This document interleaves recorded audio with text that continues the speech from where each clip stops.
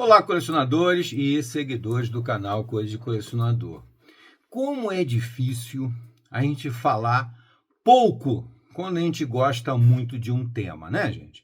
Eu acho que isso acontece com todo mundo, não é uma exclusividade do colecionador de forma nenhuma. E eu gravo esses shorts que vocês veem aí, que são indicações de filme que eu chamo de satisfação garantida, né? São filmes que já foram julgados pela história e são muito, muito bons, muito acima da média. Dificilmente você não vai gostar. Exceto, é claro, como eu sempre digo, que você não gosta de estilo, né? Todo mundo tem direito. Ah, eu não gosto de terror, eu não gosto de ação, eu acho chato, enfim. Todo mundo tem direito. Eu não gosto de romance, não gosto de comédia. Pá. Mas eu queria falar para vocês aqui, mais uma vez, que eu já falei isso em diversos vídeos e provavelmente vou falar em muitos outros, a respeito do meu diretor favorito de cinema. Nossa, eu levei essa idade toda que vocês estão vendo aqui para finalmente ter um diretor de cinema que eu considero realmente incrível, extremamente completo, extremamente bem sucedido, tá? Ele tem, deixa eu ver quantos filmes ele tem aqui, 1, 2, 3, 4, 5, 6, 7, 8, 9, 10, 11, 12, 13, 14, 15, ele tem 16 filmes, fora outras coisas de série e outras coisas assim, menores, impecável, 16 filmes, gente, que tudo bem, você pode até dizer, eu não gosto de absolutamente todos, mas os que eu gosto menos não é porque eles sejam ruins, é porque eles são direcionados a um outro público, tá? Como é o caso, eu vou falar primeiro o nome do diretor, que até agora eu não falei aqui, né? Mas eu tô falando de M. Night Shyamalan. Shyamalan, para mim, é incrível como ele foi se construindo dentro dos meus conceitos, da minha ótica, da minha estética de cinema, por conta própria e superando todos os diretores anteriores que eu já respeitei bastante. Tá? Tem outros diretores que eu respeito bastante, que eu acho muito competentes, muito talentosos, mas quase todos eles mais dentro de um determinado núcleo de atuação e também de um determinado número de filmes. Quer dizer, são diretores que até eu respeito, são muito bons, porém eles não têm uma filmografia, eles não têm um currículo como tem o M. Night Shyamalan. E dentro de um estilo de filme, que é o filme de mistério e suspense, vocês sabem que eu digo que não existe filme de suspense, tá? Suspense você faz com qualquer coisa. Para você contar uma história para alguém, você pode criar um suspense enorme. E essa história pode ser um romance. Né? O casal deu certo ou não deu certo? Aí você vai contando a história e vai criando uma expectativa de quando é que a coisa vai terminar. E às vezes você termina e não acontece. Isso aí é suspense puro, tá, gente? Então não existe filme de suspense. Agora, existe filme de mistério, onde você não sabe o que está acontecendo ali.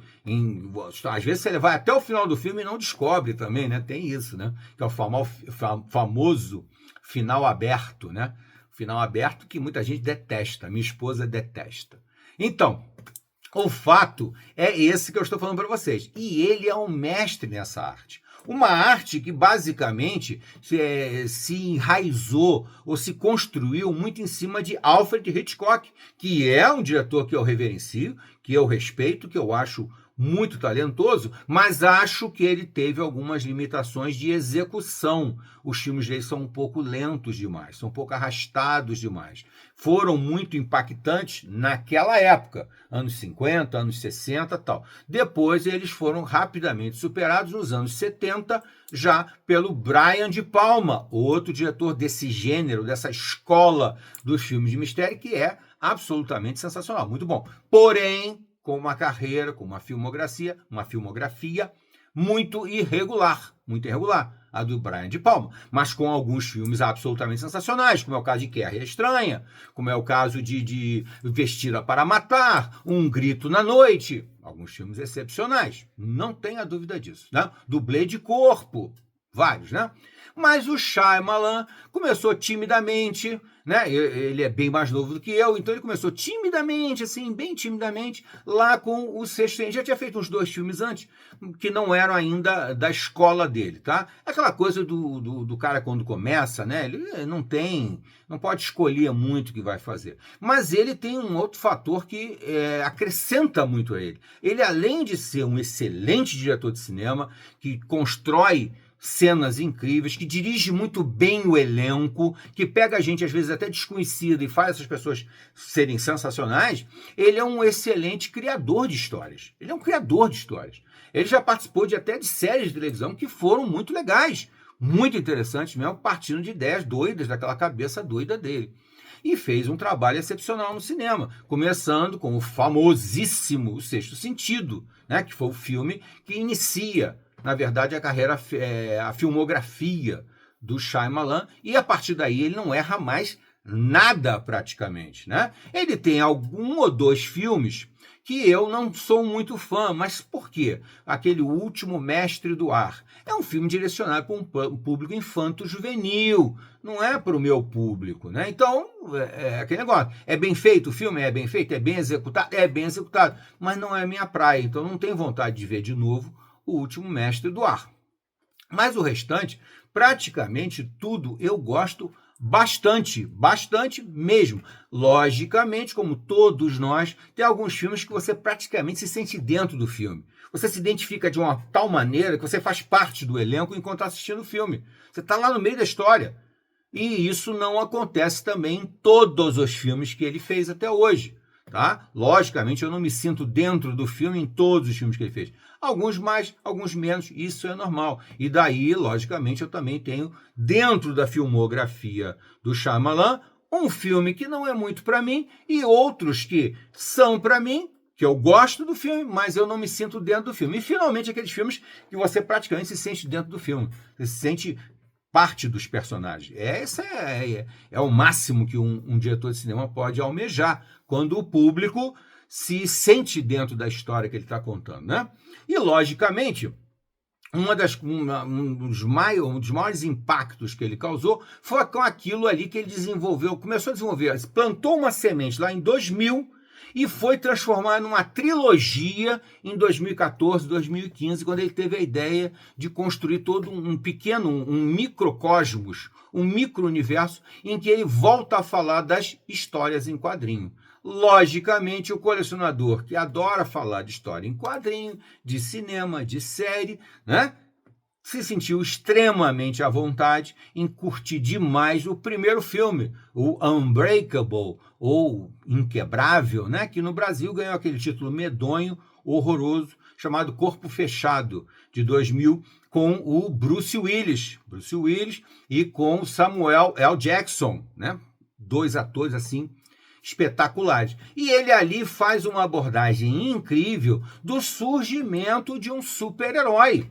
Ele praticamente ali, ele antecipa, ele é visionário com uma coisa que acabou acontecendo bastante depois de 2010, que é essa ideia de questionar os super-heróis no cinema. Nos quadrinhos isso acontece lá desde o final dos anos 80. Mas no cinema, essa ideia de botar em xeque ou humanizar um super-herói foi conhecida, na verdade, por Corpo Fechado do Shyamalan. Tá? Não estou falando de super-heróis no cinema, isso tem coisa anterior, mas tratado meramente como uma réplica da história em quadrinho. Super-Homem de 1978, que é maravilhoso, com Christopher Reeve, ele é apenas uma representação cinematográfica da história em quadrinho. O Batman, que veio na sequência, também. Ninguém questiona ali o papel do ser humano que se descobre um super-herói. Isso foi feito de uma maneira magistral pelo M. Night Shyamalan em Corpo Fechado. Né? E a ideia ficou embrionária na cabeça dele, até que lá para 2014, 2015, ele resolveu dizer que não, aquilo não acabou ali.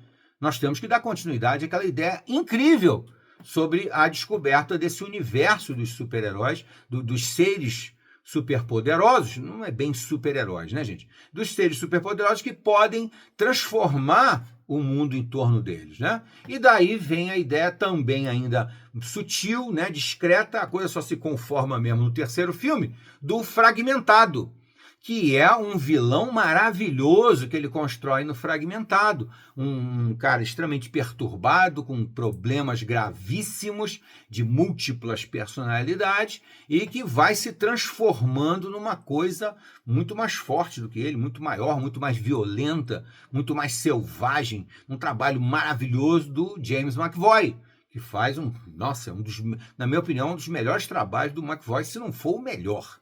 Tá? É absolutamente sensacional. E ele só diz para você no final do filme que aquilo ali faz parte do filme de 2000, que é uma continuação do filme de 2000, quando ele traz de volta o personagem do Bruce Willis.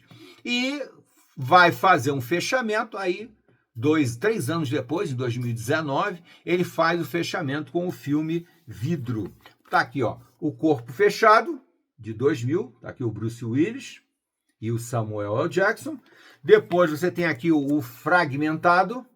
Esse filme aqui não sei nem qual é a nacionalidade dele, mas é um filme europeu. É uma edição americana, é uma edição europeia do filme Fragmentado, aqui a cara do James McAvoy. E finalmente o fim da trilogia em Vidro, com os 3 juntos: o Bruce Willis, o James McAvoy e o Samuel L. Jackson, além de ter feito um trabalho incrível com o elenco de apoio, porque ele foi buscar do filme de 2000 o filho pequenininho do personagem do Bruce Willis, a mãe do personagem do Samuel Jackson, do Vidro, e, naturalmente, a menina, a namoradinha não é, né, gente? Mas a menina que se compadece, que tem uma empatia especial com o personagem do James McAvoy no Fragmentado. E aí ele junta esse elenco incrível e trabalha muito bem todos os personagens de forma de dar quase a mesma importância aos 6 personagens. Logicamente que os personagens principais são o do Bruce Willis, do James McAvoy e do Samuel Jackson. Mas os outros 3 atores, as 2 mulheres e o rapaz, têm um papel fundamental na história, até no desenlace, no final, um final bem interessante e bem inesperado. É um trabalho excepcional, ele é um excelente diretor de elenco, dificilmente algum ator que trabalha com o Shyamalan não faz um bom papel, ele desenvolve muito bem os personagens, ele escreve, ele constrói as histórias primeiro de uma maneira extraordinária, depois ele faz uma execução incrível, não só na construção visual do filme, mas também no desenvolvimento do elenco, que é complicado, gente. São tantos fatores para um filme dar certo que eu digo que costuma ser um milagre quando um filme dá muito certo. Porque realmente tem tudo para dar errado. São tantos fatores que envolvem a produção de um filme que para um filme dar super certo, meu amigo, as estrelas estavam alinhadas, os deuses estavam a favor, estava tudo junto nesse incrível mosaico que é a construção de um filme. Não é como escrever um livro em que você escreve praticamente você e o editor dando um palpite, ou uma história em quadrinho, onde você tem o autor, o artista e mais um editor, 3 pessoas, tal. A possibilidade de dar certo é maior. Agora, quando você junta todo esse contingente de pessoas que são necessárias para produzir um filme, é incrível quando dá certo. As séries de televisão é pior ainda. Porque as séries de televisão ainda tem que manter um nível durante vários e vários episódios e às vezes vários e vários anos. É extraordinário isso, gente. É realmente coisa para muito poucos. Por isso é que eu tenho uma lista de filmes que eu considero satisfação garantida e que não vai passar de 100 filmes, não vai passar de 100 filmes. Eu não contei, não posso afirmar para vocês quantos tem. Podem contar aí pelo número de shorts, de vídeos curtos que eu gravei com filmes satisfação garantida. Mas eu digo mesmo para vocês, são muito poucos em relação a esse universo incrível, enorme, gigantesco de cinema que tem, fora séries de televisão, né? Que aí é um papo para mais uns 3 vídeos aí pela frente.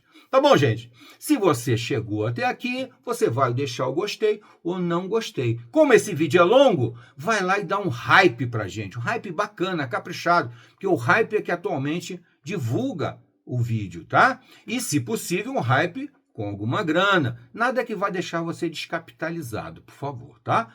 Mas colabore da maneira possível e venha para o nosso clube de membros VIP, porque lá nós vamos discutir esses assuntos todos. Eu vou abrir lives com todos os nossos seguidores para a gente poder bater papo sobre essa coisa extraordinária que é o cinema, os quadrinhos, a literatura, as séries de televisão, o rock, né? São temas que quase todo mundo gosta muito. Tá bom, gente? Até a próxima.